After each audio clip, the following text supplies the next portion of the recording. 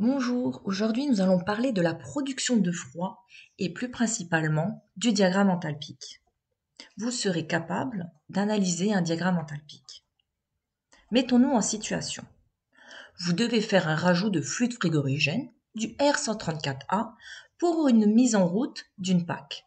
Vous voulez comprendre le fonctionnement de ce fluide. Pour cela, nous allons analyser le diagramme enthalpique de ce fluide.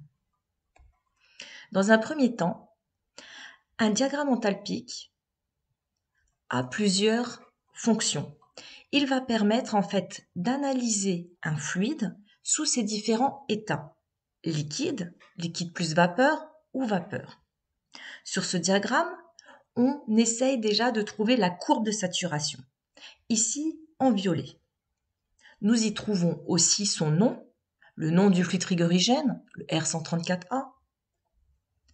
Ensuite, dès qu'on a localisé la courbe de saturation, nous pouvons voir à gauche la partie liquide, au centre la partie liquide plus vapeur et à droite la partie vapeur.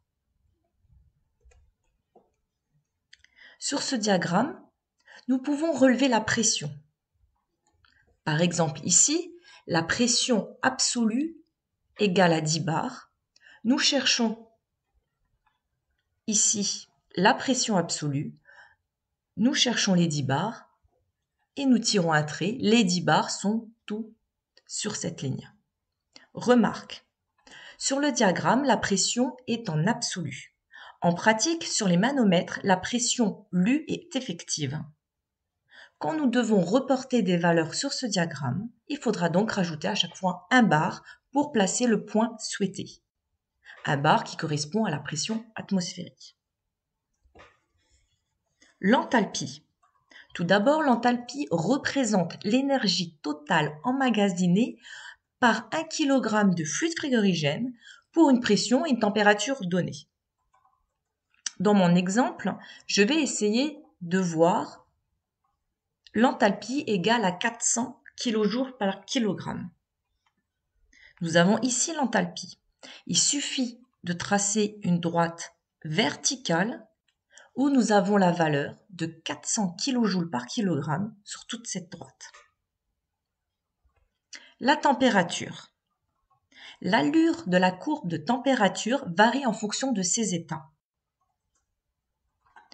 Je prends l'exemple de 30 degrés.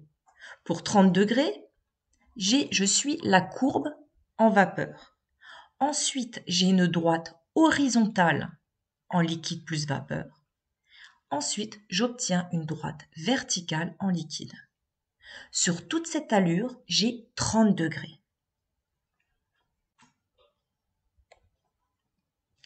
Parlons maintenant du volume massique. Le volume massique permet d'effectuer les calculs de débit dans le compresseur. Le débit massique, on peut le lire sous état vapeur et sous état liquide plus vapeur.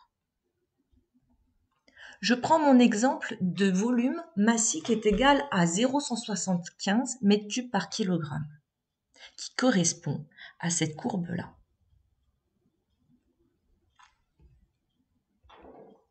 L'entropie. L'entropie est l'énergie emmagasinée par 1 kg de fluide frigorigène et par degré. Elle permettra de déterminer l'état du fluide en fin de compression. Nous la trouvons donc seulement dans la zone vapeur. Mon exemple, l'entropie est égale à 2 kJ par kg degré. Cette droite correspond à celle-ci.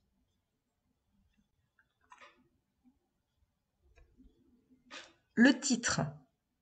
Le titre représente le pourcentage de vapeur par rapport au liquide. Donc forcément, on le trouvera dans la zone liquide plus vapeur. Mon exemple est de 0,3 qui correspond à cette courbe-là. Elle signifie que j'ai 30% de vapeur et 70% de liquide. En conclusion, le diagramme enthalpique est différent pour chaque fluide frigorigène, mais son fonctionnement reste le même pour tous les autres fluides. Plusieurs données s'y trouvent. La pression, la température, l'état du fluide, liquide, vapeur, liquide plus vapeur, le volume massique, l'enthalpie, l'entropie et le titre qui correspond au fameux pourcentage. Merci pour votre écoute. Je reste disponible pour autres compléments d'information.